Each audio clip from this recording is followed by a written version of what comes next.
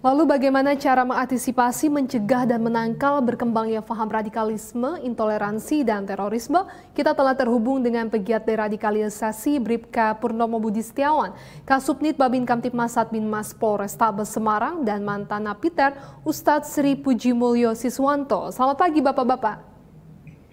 Selamat pagi. Assalamualaikum. Waalaikumsalam. Selamat pagi, salam presisi. Ya, salam presisi. Bribka Purnomo Budi bersinergi dengan ex-Napiter mencegah paham radikal. Dapat dijelaskan giat tersebut? Baik, selamat pagi. Jadi sebelumnya kami mengaturkan ucapan bela sungkawa yang sangat dalam-dalamnya kepada sahabat kami, saudara kami yakni Aibda Sofyan yang sudah gugur dalam menjalankan tugas.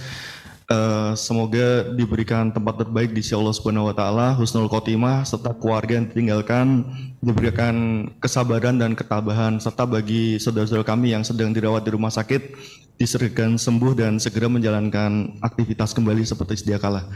Jadi terima kasih pertanyaannya Mbak. Kami jelaskan bahwa tagline yang kami laksanakan yakni implementasi pemulihan prediktif melalui konsep community policing bersinergi dengan atau mantan narapidana terorisme guna mencegah dan menangkal berkembangnya radikalisme dan terorisme dalam rangka dalam negeri.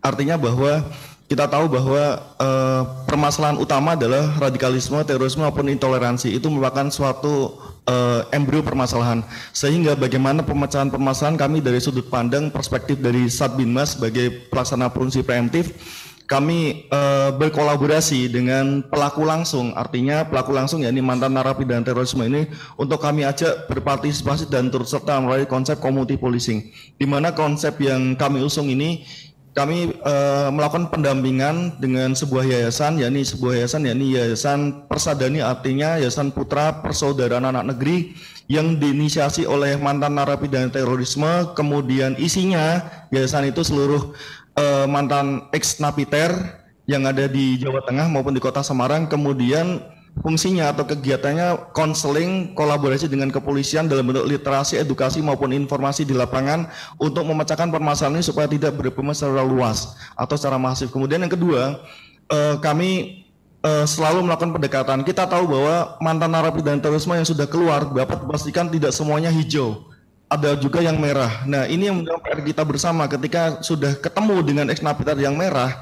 Nah, itu bagaimana seni kita melakukan pendekatan. Kita tahu bahwasanya kalau yang merah pasti dengan adanya keberadaan Polri, apalagi kami uniform, pasti merupakan sebuah musuh ataupun ada resisten ketika melakukan pendekatan. Alhamdulillah untuk di Kota Semarang kami ada 14 mantan narapidana terorisme yang sebelumnya 15, yang satu sudah meninggal dunia kemarin, yakni pelaku pembawa bom 1 ton, itu kemarin sudah dipanggil Allah Subhanahu wa taala, yakni sebagai ketua Yayasan Persadani.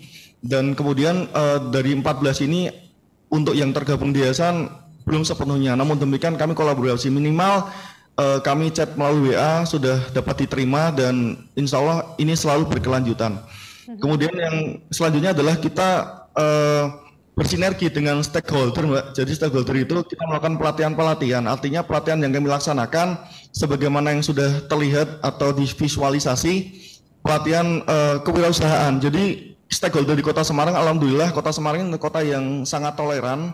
Jadi artinya setiap bentuk program kepolisian dapat berkesinambungan dengan stakeholder, artinya bisa bersinergi.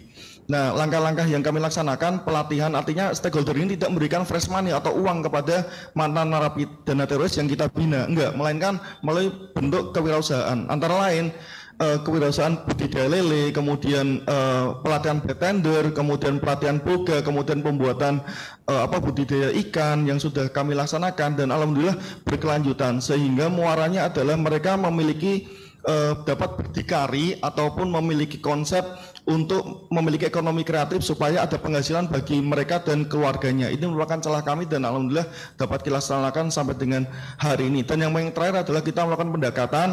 Sudah kami pastikan bahwa ex-Napiter yang kami bina ini pasti NKRI. Antara lain kita selalu melakukan pendekatan, ketemu dalam bentuk sambang dan binluh.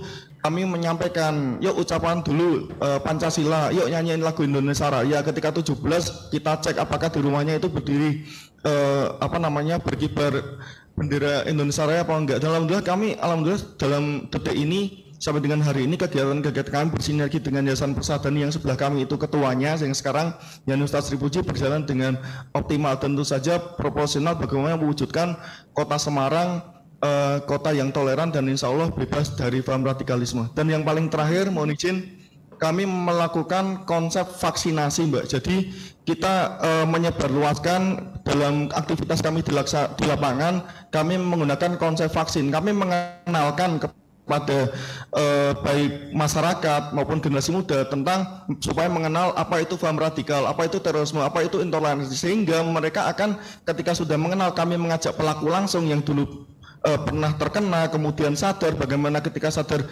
harus NKRI, ya ini kami gayung bersambut sehingga ketika nanti ada diksi-diksi ataupun ajakan-ajakan yang nantinya untuk mengajak masyarakat mengarah ke paham radikal ini sudah ada imun ataupun sudah bisa resisten bagaimana sudah mengenal bahwa radikalisme, intoleransi ataupun terorisme ini sifatnya destruktif, tidak konstruktif. Seperti itu, Mbak. Terima kasih. Baik. Kita ke Ustadz Sri Puji Mulyo Siswanto selaku ekstapiter. Dapat diceritakan Pak, awal mula perjalanan hidup Bapak sampai kembali bersosialisasi dengan masyarakat dan tergabung dengan berbagai kegiatan positif untuk menangkal paham radikalisme. Silakan Pak. Ya, baik, terima kasih. Assalamualaikum warahmatullahi wabarakatuh. Waalaikumsalam. Selamat pagi pada semua pemirsa TV Polri. Sebelumnya juga kami menyampaikan bela sungkawa yang sedalam-dalamnya bagi saudara kita Bapak Sofyan yang telah gugur dalam menjalankan tugasnya. Semoga Allah Subhanahu wa taala memberikan tempat yang terbaik buat beliau dan keluarganya mendapatkan kekuatan, kesabaran dan keikhlasan. Jadi untuk perjalanan saya pada saat dulu sebelum terpapar pemahaman radikal dan terorisme, memang saya berasal dari keluarga yang nasionalis sebenarnya, tidak agamis banget gitu. Kemudian sebagaimana biasa para remaja, saya saat itu lulus SMA itu tertarik dengan kegiatan yang ada di masjid sekitar saya tinggal. Dan kultur yang ada di di lingkungan masjid itu saat itu kulturnya adalah Nahdien, ya NU gitu. Jadi saya sering aktif di situ dengan kegiatan-kegiatan ke-NU-annya, ya. Kemudian suatu saat memang ada acara pengajian yang dibawa oleh seorang mahasiswa dari salah satu fakultas universitas di Semarang, ya. Itu mengajak untuk diadakan kajian Islam. Dan memang saat itu kami memang merasakan ada perubahan yang baik, yang sangat baik dalam arti dibanding dengan waktu saya ini mengikuti pengajian-pengajian biasa, ya, karena ini penekanannya masalah akidah, masalah akhlak, masalah fikih itu betul-betul diperhatikan. Dan saat itu yang mereka sampaikan itu memang ajakan untuk kita kembali kepada Quran dan Sunnah. Nah, dari situ kemudian dengan berjalannya waktu, akhirnya kami ini, ya saya ini terutama, kemudian dilihat mungkin ya oleh pembinanya saat itu, dilihat saya ini aktif, kemudian saya ini juga orangnya selalu bertanya, ya. Nah, menurut pengamatan mereka, saya ini orang yang bisa diajak untuk mengikuti apa yang mereka jalankan, ya. Kemudian saya dipisah dari kelompok di masjid itu, remaja masjid, saya dibawa ke tempat rumah gitu untuk melakukan pengajian yang lebih intensif. Dan memang saat itu yang saya rasakan itu memang semangat ibadah saya semakin meninggi, semakin meningkat gitu, semakin baik gitu ya. Cuman pada saat itu saya tidak merasa bahwa saya ini sedang kemasukan virus di mana saya merasa paling benar. Saya merasa paling benar dibanding dengan masyarakat sekitar saya. Kemudian saya akhirnya bersikap tidak mau bermasyarakat, menjaga jarak, bahkan sampai pada titik tertentu saya sudah mulai berani mengkafirkan NKRI. Saya berani mengharamkan Pancasila. Saya berani tidak hormat kepada bendera merah putih. Ini syirik dan lain sebagainya. Sampai pada tataran seperti itu. Dan kemudian terus berlanjut, pembinaan itu berjalan dan itu tidak terasa, memang tidak terasa. Ya, sampai saya menjadikan seluruh aparatur negara, terutama kepolisian dan TNI itu adalah musuh bagi kami saat itu.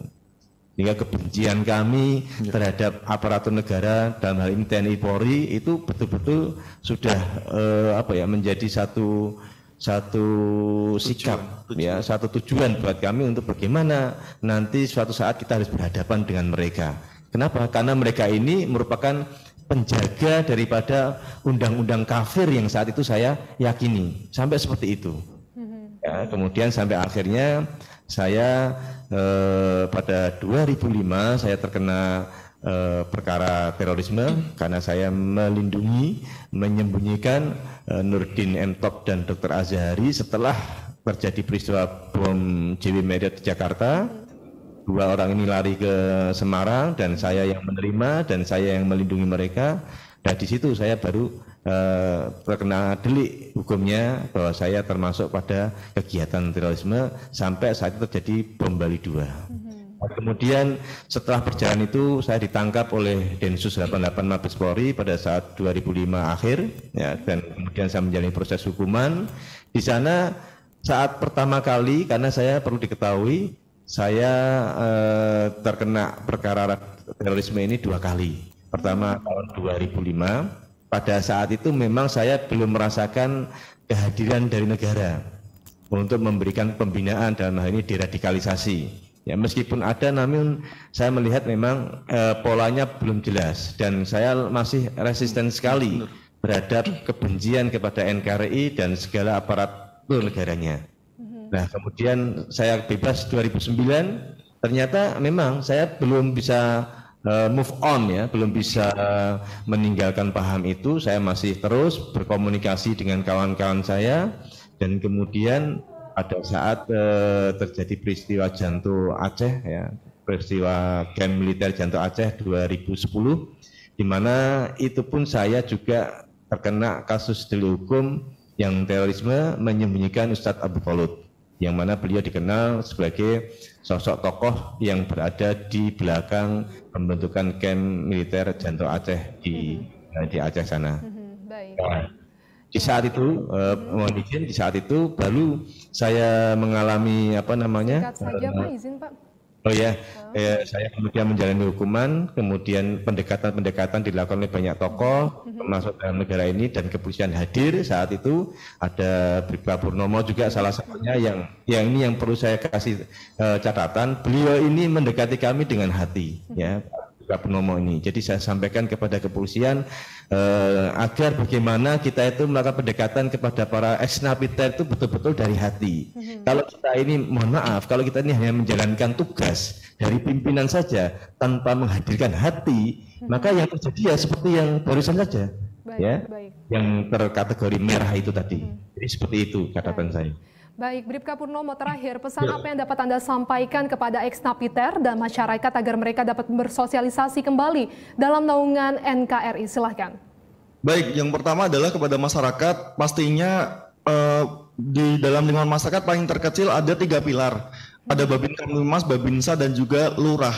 Itu adalah level terkecil bagaimana deteksi dini di lapangan bisa berjalan secara optimal. Artinya, masyarakat mulai sekarang memetakan lingkungan sekitarnya, mulai dari siapa yang kontrak, siapa yang ndekos, bagaimana domisilinya, siapa, secara detail KTP-nya seperti apa, segera mungkin dilaporkan kepada ketiga pilar itu, sehingga sinergi di lapangan ada bottom up ke atas, siapa profiling, siapa yang tinggal di situ secara menyeluruh. Kemudian apabila di sana ada mantan narapidana teroris yang tinggal di wilayah Bapak Ibu sekalian, jangan kemudian mengalami ataupun ada sifat ketakutan, memusuhi, ataupun kemudian memberikan stigma bahwa lingkungan saya menjadi tidak aman, bahaya. Itu justru akan menjadi bola salju, embrio-embrio itu kan muncul, sehingga para narapidana terus, misalnya sebelah saya ini dulu sebagai pelaku, oke lah sebagai pelaku, sudah menjalani hukuman, bagaimana istri dan anaknya? Jadi ada efek psikologis yang ada di situ, sehingga ketika kita tidak menerima dengan lapang dada, maka imbasnya akan kembali kepada ideologi yang lama. Itu akan menjadi PR kita bersama. Harapan kami bahwa tidak ada polisi yang hebat, Mbak. Artinya yang hebat adalah bagaimana sinergitas dengan masyarakat, kemudian sinergitas ini berjalan dan program kepolisian dapat dijalankan secara optimal di lapangan. Demikian. Baik, terima kasih Bribka Purnomo Budi Setiawan, Kasubnit Babin Kamtibmas Satbinmas Polrestabes Semarang, dan mantan Napiter Ustadz Sri Pujimulyo Siswanto. Terima kasih, selamat bertugas, salam presisi. Salam presisi, terima kasih, salam hormat kami untuk seluruh sahabat Polri TV. Baik, terima kasih.